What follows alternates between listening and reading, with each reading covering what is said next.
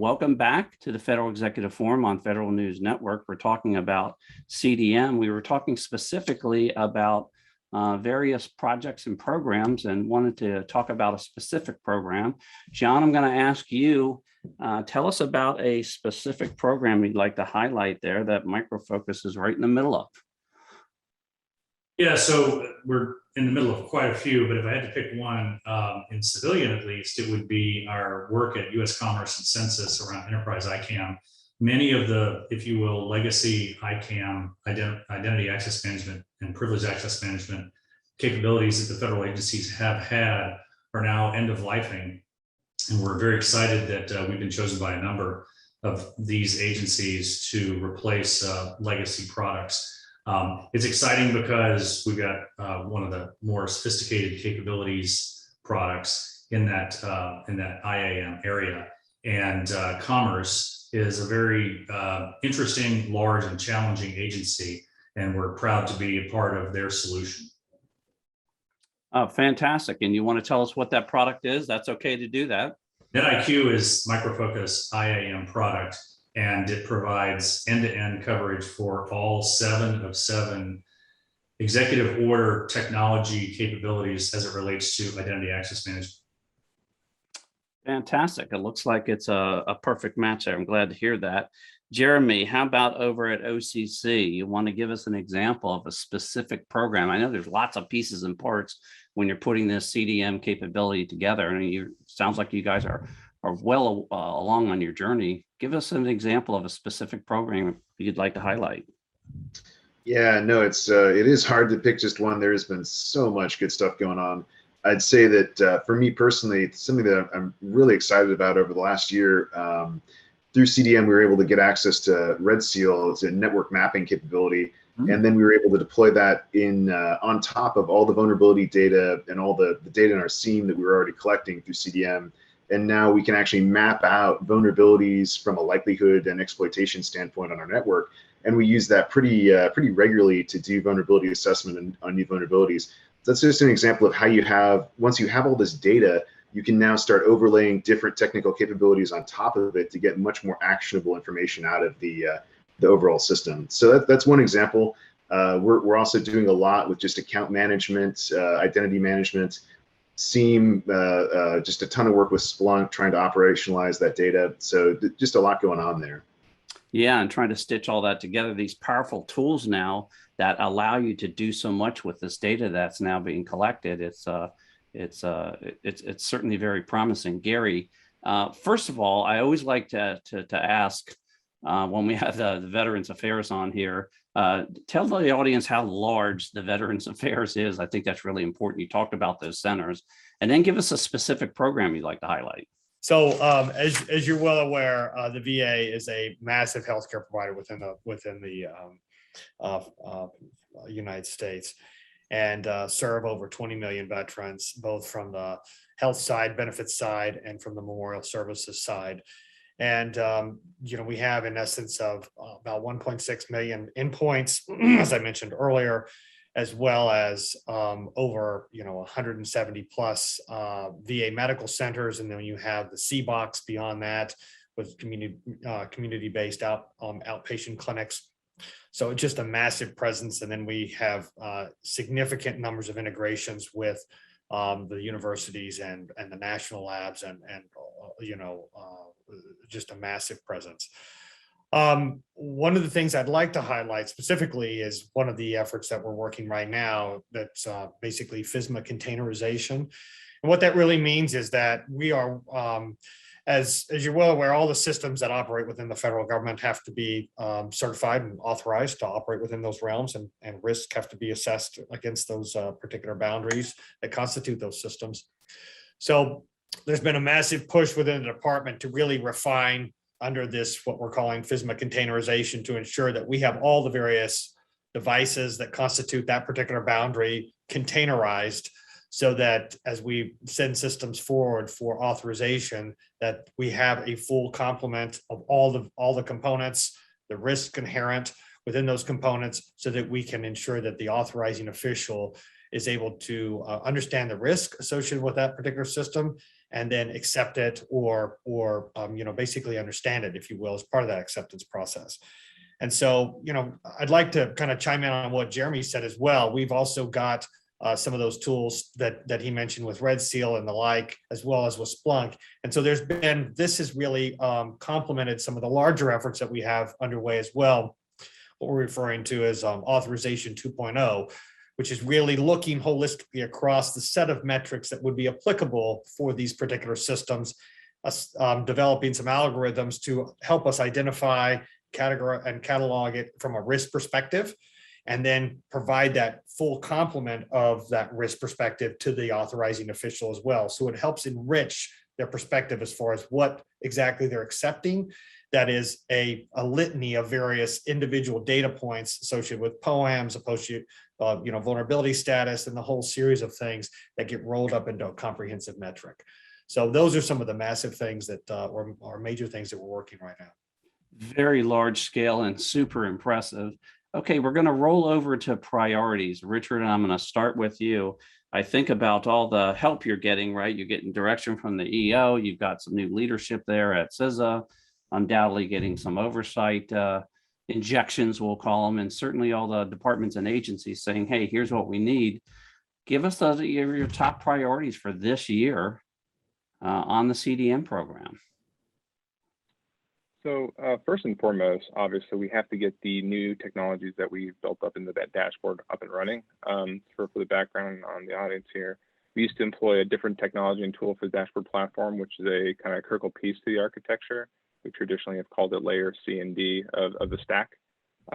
Recently, we've awarded and developed a new platform to replace it that's powered by the Elastic technology. We are currently tracking to have about 50 of those up and running by the end of the month. And a key priority is to get to operationalizing those at the rest agencies as well, getting that data. So that's a key priority for us. We're also starting to offer that particular product or that particular part of the stack as a service. So we call it Dashboard as a Service, and this is a way that we can offer that same tool or platform through CISA without requiring a lot of agency overhead for those that don't have the staff or the expertise to maintain them. So we're excited about that as well. The other thing that and I mentioned EDR a little bit, but the other things that we're doing that are relative to the EO is that object level visibility, right? So with the new MOAs, we're able to get object level data for CISA operators. So that's a priority for us. So we're going to retool the architecture to support that new capability. And then finally, we're going to go after the mobile space. So traditionally, we have not addressed mobile devices as part of our HWAM capability. So a priority for us is start to include some of that mobile device telemetry into our data sets. Well, it sounds like the deck is full, and it sounds very exciting. I'm glad to hear all that various activity. Matt, how about at Tanium? Give us the top couple of priorities that you all are working on. What's a demand signal coming in these days? I think Richard and Gary have both highlighted the significant priorities for all the agencies that we support. Certainly wrapping the arms around asset management and finalizing all of the efforts that are in place just to do basic hardware and software asset inventory, getting that information to the dashboard and instrumented in a way that it can be evaluated and risk decisions can appropriately be made. But now agencies are really moving into the defend capabilities and working on understanding exactly what detection and response looks like for the enterprise. So understanding how to invest in and implement tooling for their security operations centers, making sure that they've got teams that are educated on things like proactive hunt missions and how to do enterprise level scalable response. Those are the things that our agency partners are working on today. So we're just working on enablement and tooling and making sure that we can put the right data in the right hands of the right person at the right time. Right. I almost wanted to say, sort of going on the offense now, but offense in a way in regards to properly reacting to all this information that they're able to get and analyze and then do something very quickly about it. Jeremy, how about at OCC? Sounds like you got a lot of spinning parts over there. What are the top priorities for you this year? Yeah, really, with regard to CDM, the two things really stand out. One, Dashboard as a Service. We're very excited about that. When I was asked about it, it took me about 1 second to reply, yes, we want to be a partner as soon as possible. Nice. I love it. we were in there amongst one of the partner agencies to roll that out. As a small agency, anytime we can move to an as a service approach, that's basically our strategy. Those are take advantage of managed services provided to us by others.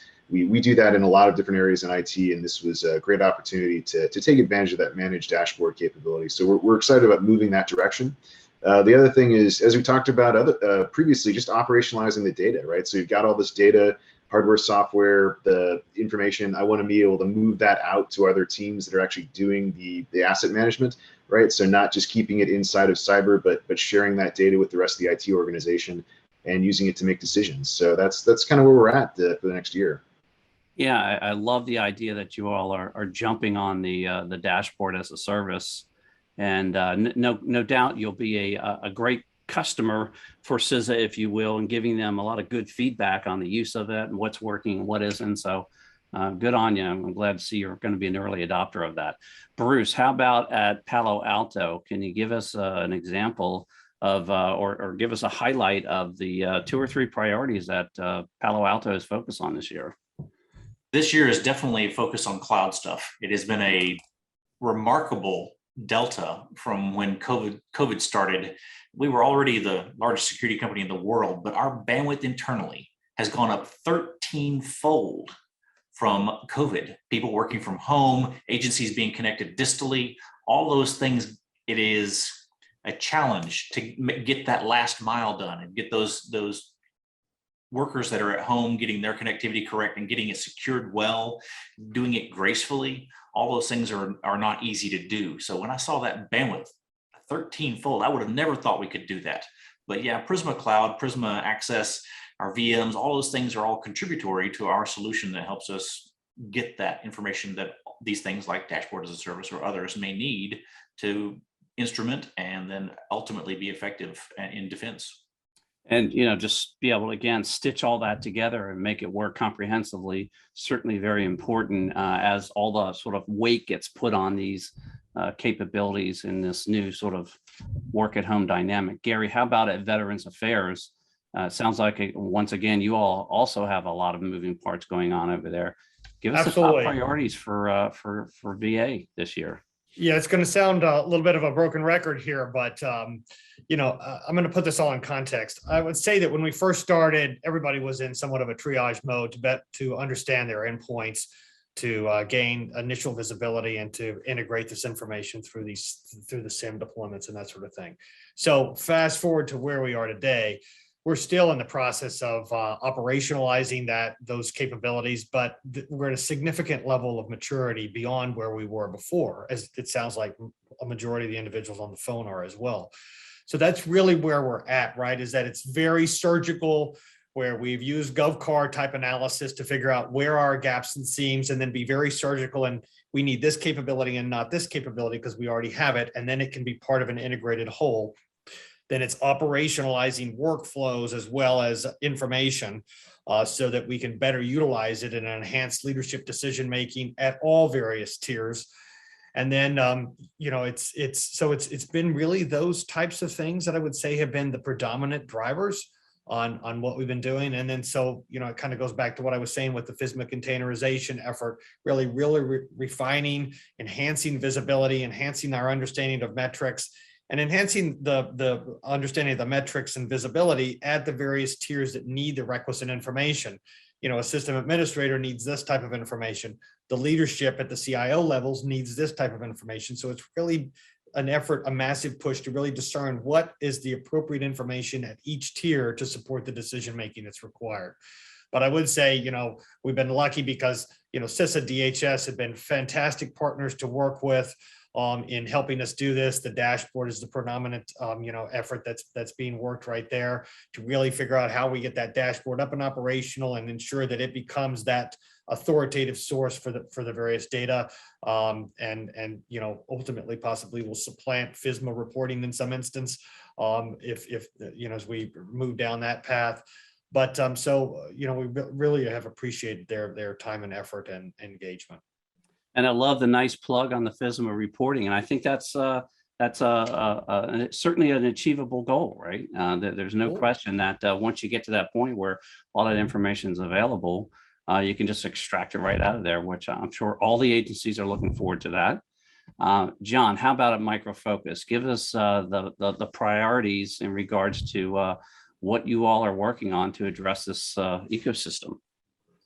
Force multiplying automation. All of our R&D by and large has gone into SOAR and user entity behavior analytics capabilities, extensions to our products. And when we talk with CISAs and CIOs in federal, as well as Fortune 100 type companies, they recognize that those are the most critical things, because the talent shortage in cybersecurity, as well as the realities of responding to a threat, just demand greater, faster, more precise user entity behavior analytics and response automation. And an extension of that is continuous authentication, which is the next level of multi-factor authentication, which most agencies have now implemented. But that continuous authentication is critical, and we believe will be part of the next level of guidance from NIST, as well as other organizations like OMB and executive order type directives. And no doubt a key part of the zero trust architecture. We're going to roll over to lessons learned. Jeremy, I'm going to start with you. You all are well along on your journey. No question, you've learned a lot there. And I always like this question. Oftentimes we don't get into it a whole bunch. But give us the lessons learned that you'd like to impart, some of that wisdom, if you will, some of that experience to the community about what you've discovered, what's working, what could you, if you could do a do-over, what would you do over? Yeah, no, I think the first thing is really just leveraging the flexibility of the CDM program, right? There's a lot of options for access to tools and then also access to expertise. I think that's something that we've learned along the way, that it's okay to ask for help and to go out and get expertise to help you integrate. That's been key to our success. Again, as a smaller agency, being able to leverage outside expertise that's available on tap through that vehicle has been really, really helpful for us. The other thing I'd want to emphasize is, it's that age-old adage of garbage in, garbage out with regard to data, right? Like at the end of the day, data quality is so important for this whole effort, right? You don't want to be reporting up bad data. So just we've had to spend a lot of time over the last several years on data quality and just making sure that everything was mapped properly with regard to assets. And that's still a journey that we're on. We're still actively working on making sure that the data quality is where we want it to be, so that the reporting is reflective of reality. So we've actually been leveraging external expertise on that too, through the CDM contract vehicle, to get the right people in who can help us look at the tools, make sure the tools are configured properly, and then do the right correlation so that the data is where we want it to be. So yeah, data quality, data quality, data quality. That's what I'd emphasize. Yeah, a real key catch there. You're collecting a lot of data. You want to make sure it's is of the quality that you need. You're going to be taking some serious action in regards to that data. So totally understand that. And interesting that you're able to pull those resources off the CDM contract. So that's a good catch there for all the other departments and agencies that may want to do the same thing. All right, we're going to take a short break and we'll be right back. You're listening to the Federal Executive Forum on Federal News Network.